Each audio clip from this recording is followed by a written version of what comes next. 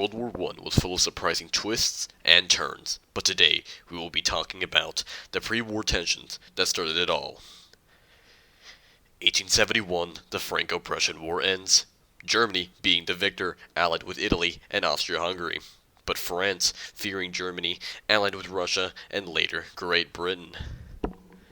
France after this war became very bitter of the fact that the region of Alsace-Lorraine had been lost to the Germans and were eager to take it back. In 1877, the Russo-Turkish War begins and starts the tensions between the Russian and Ottoman empires. Russia was currently providing aid to the newly independent states of the region, that region being the Balkans. Russia also guaranteed their independence and promised to defend these nations. During the Berlin Conference of 1884 to 1885, Africa was divided by the great European powers, apart from Abyssinia and Liberia. The Europeans were now fighting for the vast resources of Africa, and more greed caused more and more instability. In 1902, Britain allies with Japan due to more and more trade going on between these two nations, and in 1913, the Ottomans lose the Balkan Wars to Russia, causing them to lose much of their territory within the region. During this period of the early 1900s, a lot of countries wanted more status, as well as more power.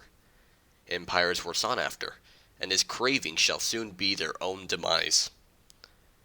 On June 28, 1914, the Austrian Archduke, Franz Ferdinand, visits the city of Sarajevo with his wife.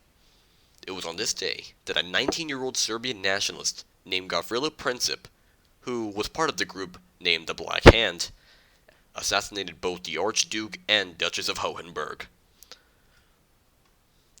Austria-Hungary wanted to keep their lands from Serbia. Serbia, after recovering from the Balkan Wars, legitimized themselves. With a powerful army for its size, as well as Austria-Hungary's poor military spending, Austria-Hungary felt they needed to contain this new threat, but quite possibly integrate it into the ever-so-declining empire.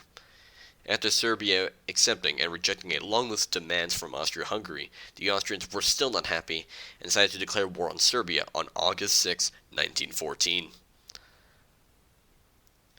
Germany decided to join Austria-Hungary to increase its power.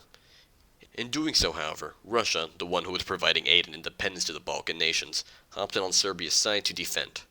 Like we said before, France also allied with Russia, meaning France was now also pulled into this war to fight against the now Central Powers. The Ottoman Empire, being bitter about the losing of the Balkan Wars to Russia, joined with the Central Powers, as well as to perhaps gain new influence. Originally declaring neutrality, Italy joined the newly formed Allied powers as well, in return for lands in Austria-Hungary. Britain would as well join the Allied powers to stop hostile Germany from wreaking havoc.